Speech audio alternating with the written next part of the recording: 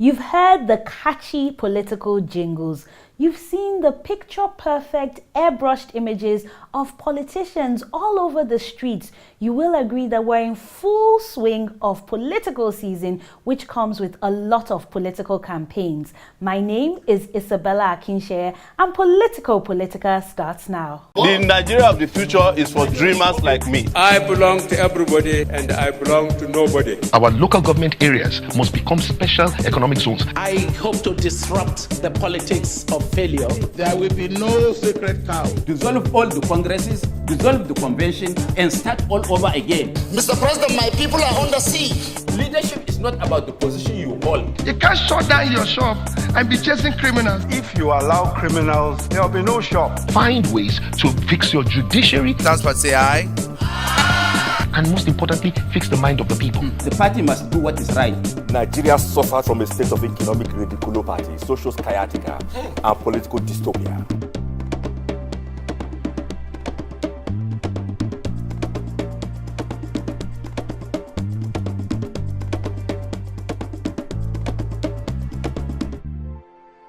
Welcome back to Politico Politica with me, your host, Isabella Akinseye. Let's meet our guest. She received a BSc in Business Administration and an MBA at Ahmadu Bello University. She did her one-year meritorious NYSC with Peugeot Automobile Kaduna and was awarded a letter of commendation by NYSC. She worked with First Bank from 2001 as a graduate assistant and rose to the rank of assistant manager. She distinguished herself as a very hardworking and dedicated staff, which earned her an award from the managing director of the bank. She resigned voluntarily in 2014 to start her own business of entertaining children, Medisanos Kiddies.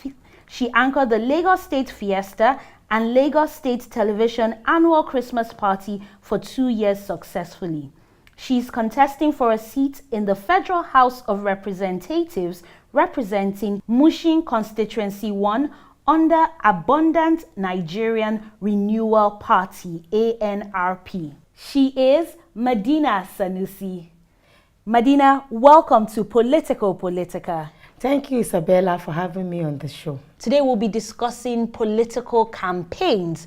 What do you make of the political campaigns? Are they enough? Are you impressed with the level of political campaigns during this election cycle? Honestly, this is not what I bargained for, but I think candidates or aspirants, sorry to say, are trying their best. The problem is the system I used to money politics. The field I don't have the money, we are finding it difficult, but we are trying to educate the electorate in such a way that they should believe in personalities and not about money. So we have to go all out to do house-to-house campaign, convince them that we mean business, that is not all about making empty promises. So, and I think with the way things are going, we'll get there. So how are you funding your own political campaign? My own political campaign is a call to service, and it's not, politics for me is not a career. It's a service, it's a call to service. I feel I should contribute my own quota to my own environment. Then from what I'm seeing, things are changing and things are going well. People open up to us. I've not seen where anybody has harassed me so far. I've met with different kind of people, ethnicity, age, gender, and they were so warm towards me and they gave us encouragement. And with the way things are going, I feel positive that we'll get there, that I'm going to scale through. You already touched on my next question where you said people are used to political campaigns that are big on money being shared around, or fabrics or recharge cards, food stuff. And now you're saying people are opening up to issues-based political campaigns. How effective are issues-based political campaigns in this climate? It's very effective from the way I'm seeing things, because I won't lie to you, I've been to some wards in my constituency, and people sat us down. They tell us what the problems are, what they expect from us, and they told us there are some places that we were even placing our posters. They said, look, we don't need your money. We believe you can do it. You will give us the better service. This is not all about money. Things must change, and they are looking for different people. So the moment they heard that I came out, people are ready to embrace the changes. So you mentioned that there are people that are willing and available and are open to issues-based political campaigns. But what about the people that ask you for money? What about the people that say anything for the boys, anything for the girls? What did you bring for us? What is your response to them? So far, at least, I think out of, I've met with hundreds of people. Even the area boys, maybe because I'm a woman, honestly, what they just said, Mama, carry go. We are for you, we are with you. We believe you can do something. Nobody has come out to ask me for money. I won't lie to you, nobody. But you've spoken to other people, other party members. Have they encountered this situation? No, my own, like my compact, the person in Mushin too, he has not told me anything like that. Because he too is a grassroots politician. People are warming up to him. They are not asking him for anything. We've not had anything like that. And when you go to campaign to your constituents, what are they saying to you? What issues are dear to them? What questions are they asking? A lot. Like, the first thing they will just say that, today, I hope it's not so-so party or no so-so party. So the moment I tell them that, no, this is okay, we are with you, let us know what you have for us. So the moment I tell them, these are my plans, I don't want to make empty promises, because some things will be coming up for us to solve. Then they will now say that, well, what we just need, look at it now, we don't have good roads, our children are just laying about, all those kind of things. What they even need are not things that are beyond what we can do, but because what I noticed with we Nigerians, the middle classes, we just need the basic things of life, the shelter, the education, just to have those feeding and everything, which some people are lacking. Some are even complaining. There was a place we went to campaign. The man was a mechanic, and he said, you people have come again. So when we told him that, no, he now said, well, this is the same thing, you will come, campaign. By the time you enter, you will now send your people to start harassing us.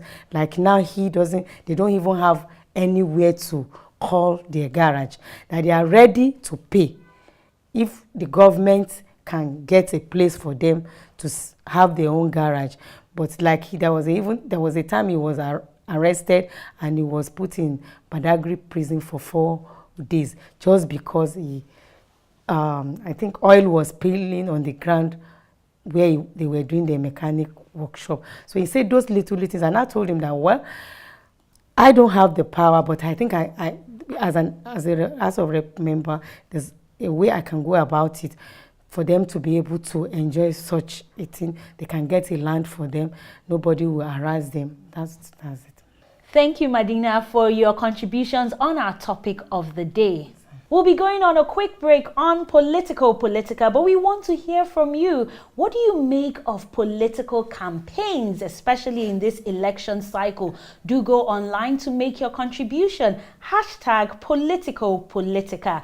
And you can tweet at PP with Isabella. And also follow us on Facebook and Instagram. The handle is Politico Politica. The show returns shortly. Do join us again. Politico Politica. Politics for everyone. Welcome back to Politico Politica with me, your host, Isabella Akinseye. It's now time for our Politics and More segment. So on this segment, we want to find out about your journey into politics. What inspired you to join the political race? Since I was in university, I've never joined any union in the university, but I've been the hyperactive type. Then many people have been saying that, Madina, you have to be in politics, you have passion for people and things like that. So when I was even in the bank, I always want to fight for injustice. So by the time I left the bank, I was doing my own kiddies event planning and things like people still kept disturbing me. It is time, it is time. So one day it's like a joke. I just said, okay, let me put something on Facebook, and before I know it, more than 500 responses. Yeah, we've been waiting for you. This is it. This is the person we've been waiting for. So that inspired me, and I said, okay, I think now it is the time I have to show what I really want, believe in, give my own self to people. If they are ready to embrace me, let me contribute my own quotas in my own little way, because I know I'm a go-getter and I can fight for whatever I want. So that was how I started. I just started this year. I was never a politician. I'm not from a family of politicians. How confident were you? I mean, 500 responses have come in on Facebook and people are saying we've been waiting for you. Where are you getting guidance from? I jumped in just with a lot of faith, I won't lie to you.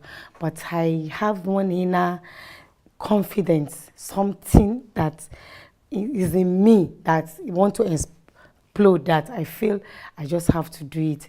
So that was why I went into it. So why House of Representatives? Why not councillorship or State House of Assembly? Is there any particular reason why you decided to contest for a seat in the Federal House of Representatives? Yes, that question, you're right. I remembered because in this my community, we have a lot of Asians and issue of light and things like that. I know I used to take it up. I go out of the way to make sure if we have issue of transfer. So I know many people will say, Hajia, you're going to be our councillor. And I remember I used to say that, no, I can't be a councillor.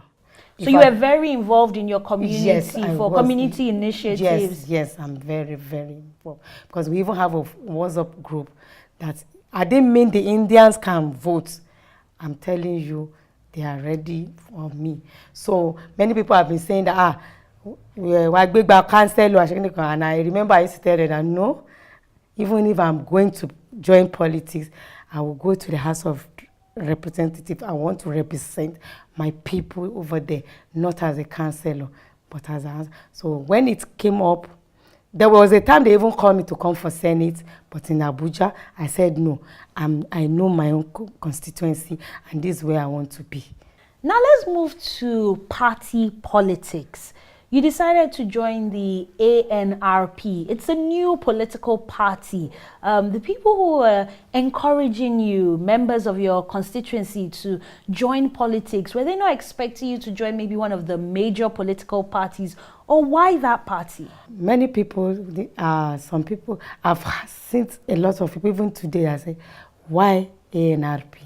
Why not so party, the two major political parties? But I try to tell them that as of 2014, one of the parties was the new party. And today, this is where they are. And I said my own party ideology is we are thinking of the young, the middle class. You know, the working class don't vote before. They just believe that anyhow, the votes will still come. But things are changing. I've interacted with people. People have said that, look, we want things to be different. We're looking for somebody that is just not just a politician, because I've seen that in 2015, people just voted for party, not a personality. That's why we are having a lot of issues today. But we believe that we should be accountable. If today, if I did not perform, my constituency should recall me back. It's not because I'm making or because I want their vote, but it is a matter of integrity. So that is why I said I'm not if people love me and believe in me, even if I'm going for the less of all party, they will still vote for me. And my own constituency now, the person there right now is not even from the two major parties. And he won. And he's doing fine. So I think things are changing. By 2023, Nigerian political this thing will be different. The elites are coming out, the educated ones are coming out, the youths are coming out. We are not trying to say that enough is enough. We want to make things different. My grandchild must enjoy what I enjoyed 40 years ago, because things are not the way we want it. So you've spoken about the political ideologies of your party, but a lot of people will still go to the ballot sheet and they will be looking for a party's emblem that they recognize. They will be looking for major symbols. They might not necessarily be looking for names. So how do you intend to really educate people in sort of short time about what your party is offering? Yes, we've started that one. We still try to do some stickers, go to people, try to let them know. Like my own political party, our symbol is, you are right, people are used to those two, but there's still a way we can let them know that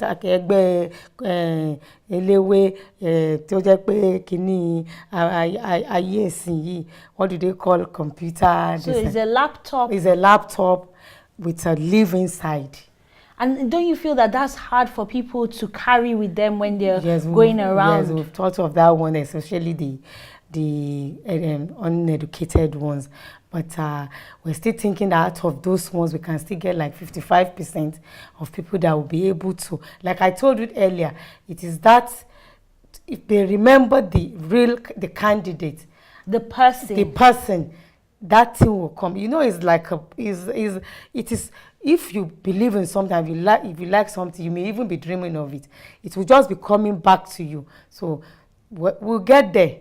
But I know money politics will not work much this time around. What has it been like going on the streets, campaigning day in, day out, educating people? Have you received rejection, people saying that, sorry, we're not voting for you, we don't want to hear? I have not. Honestly, I'm overwhelmed. Even up till now, I drive myself. I go out, I still enter Keke Marwa if I don't want to drive. And nobody has harassed me. To God be the glory. They are not asking you for money, they are not threatening. There was a day I was at Total filling station in association here. A policeman came to me and just said, Honorable, why are you alone? I was like, I didn't even know. He said, but you're supposed to by now have a bodyguard or something. I just smile and say, me, I came to buy fuel, this. People have been telling me by now I'm supposed to, I don't have anybody to follow me about. I still go to market, I still go to buy water by myself and things like that. And I've never had any harassment. But if you don't win, will you come back and seek elective office again? Or will this be, okay, I tried, I didn't, and I won't stop because it's already in me. I may even have one or two appointments or things people can call me to come and contribute my own quotas. I think this is the beginning. So you're willing to work with whoever is victorious if it's not you? Yes, I'm willing to work if they are willing to work with me, because I think we have to think of Nigerian first. We have to think of our people first, not our own individual. Because I'm in a different party does not mean we should be enemies. We should be able to come together for a collective objective. Thank you, Madina. Thank you very much. It's a pleasure. You're welcome. We'll be taking a quick breather on Politico Politica, but when the show returns, it's our Project Lagos segment. Do stay with us. Politico Politica.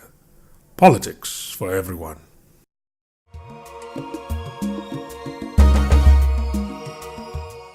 Welcome back to Politico Politica with me, your host, Isabella Akinseye. It's time for our Project Lagos segment. So this is an opportunity for you to share your plans. But before you do that, how will you rate the state of affairs in your constituency? In my constituency right now, from what I'm seeing, I'm not impressed with what is going on. There's a lot of poverty all over.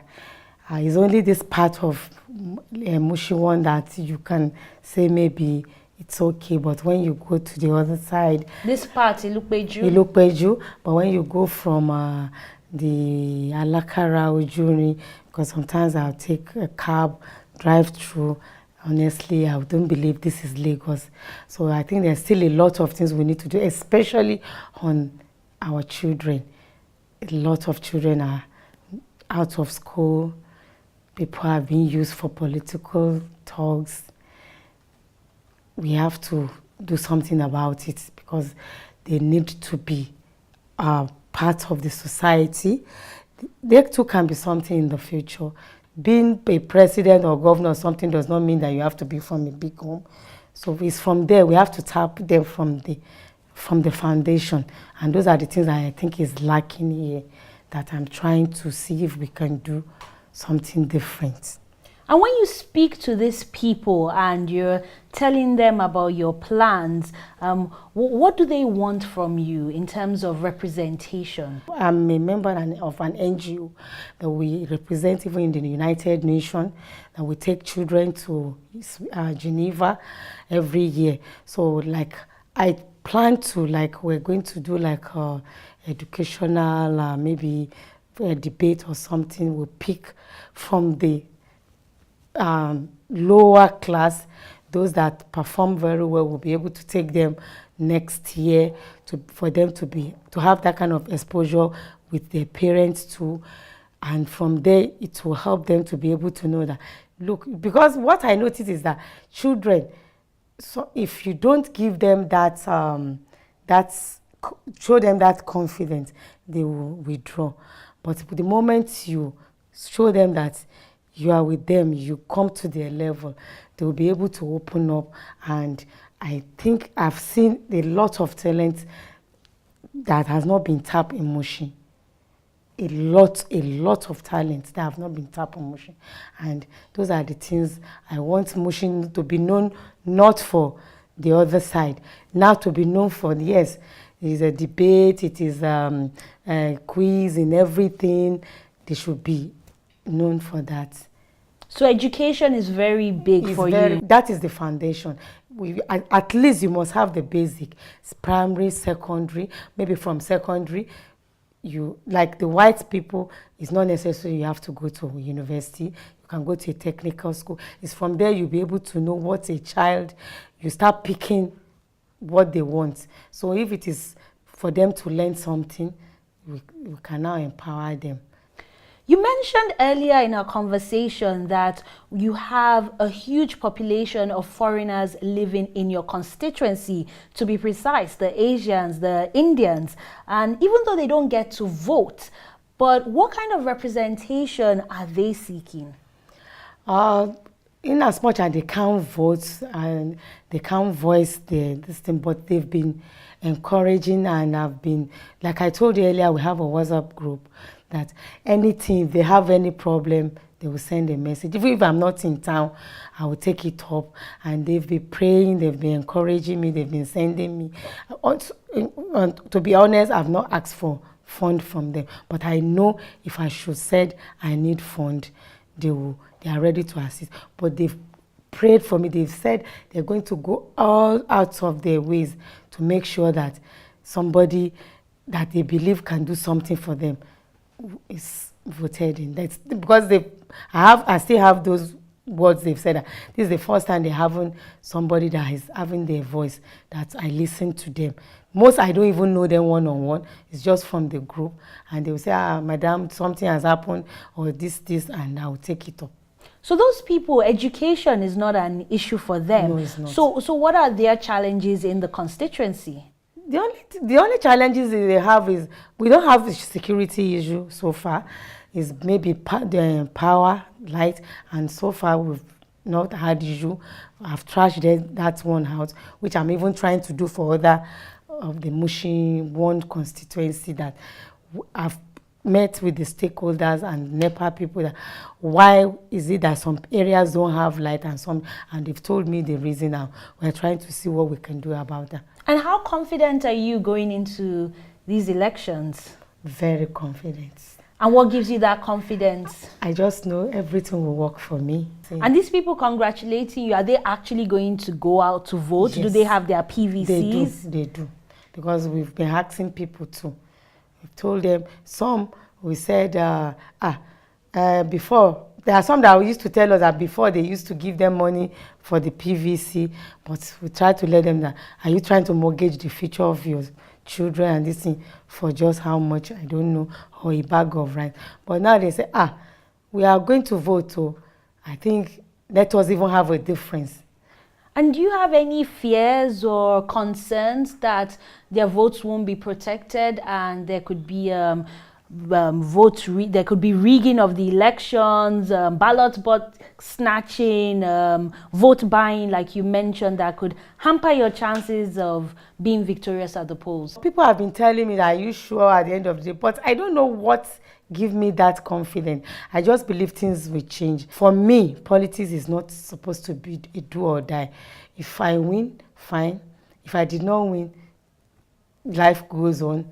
I just believe that at least I have come out to say I want to serve. So if I didn't win, that is how God wants it. It is not, life goes on. You understand? But I'm not thinking of snatching of ballot boxes. People are more educated and people are ready to protect their votes, unlike before. And what about people who say it's a new party, nobody's going to vote for it, so I don't want to waste my vote or throw away my vote? What's your response to them? When they say that, we now try to tell them that we are different. And how do we now say we are different? Can you give us a chance? If we don't perform, you have the right to recall us. We try to let them know that you have the right. You are the one that voted us in. If we didn't do the right thing, you can recall us back. And when they see that confidence in you, they are ready to stake their votes again for another 4 years to say that let us, because many of them say, we are not even ready to vote again. But since different person is coming out entirely, let us give it a trial. Thank you, Madina. You're welcome. We'll be taking a quick break on Politico Politica, but when the show returns, we'll be switching things up on a lighter note. We'll be having the quick fire segment. Join us again. Politico Politica. Politics for everyone.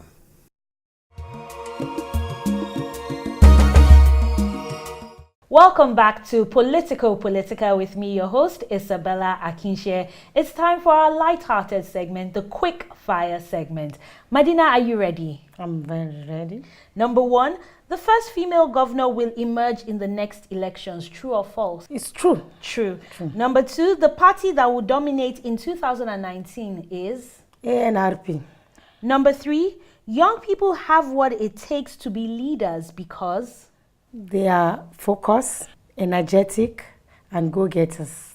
Number 4, the funniest thing I've read about myself online. The woman for the job. Number 5, the candidate I am most afraid of. I'm not afraid of any candidate. Number 6, Nigerians will vote with their stomach or their brain. Their brain. And number 7, if not you, who? It's me, Madina Sanusi.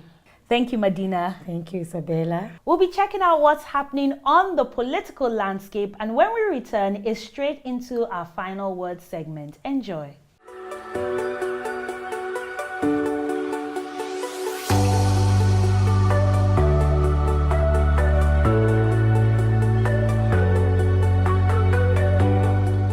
Carry your PVC, go the nearest voting center. Make you use cool mind, tanda for line. Go show yourself to the INEC official. The next official go check to take confirm and make sure say your card na original. Them go ask you to put your finger on top the card reader to confirm say now you get the PVC. Them go ask you for your PVC to make sure say your name and other information dey inside this voters register.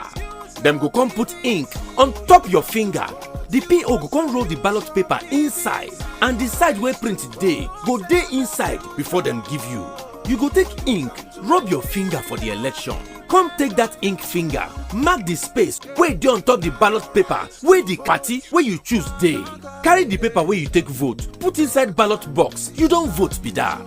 Na the Independent National Electoral Commission (INEC) dey bring una this message. INEC Make your vote count.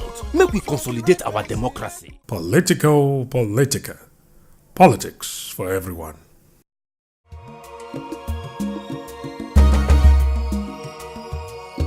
Welcome back to Politico Politica with me, your host, Isabella Akinseye. It's now time for our final word segment. So Madina, as the name implies, final words. We want you to imagine that you're taking your last breath and you have the ears, the eyes of millions of Nigerians and indeed the world. What will you say to them? And please say that to your camera. I'm canvassing for your votes, and I know you will not be disappointed. I'm Madina Sanusi. I'm a go-getter. I'm a mother, a grandmother. Have been there into the banking sectors, the entertainment sectors, and I've contributed my own quota to the society. I think this is the time for me to serve my own people. I will not fail you. Thank you, Madina, for being our guest on Politico Politica. It's my pleasure, Isabella. And all the best with your campaigns. Thank you so much. And that's where we'll be wrapping up this episode of Politico Politica. I'm Isabella Akinseye, reminding you that politics is not just for the old, it is for the young and indeed for everyone. So play a part and stay woke.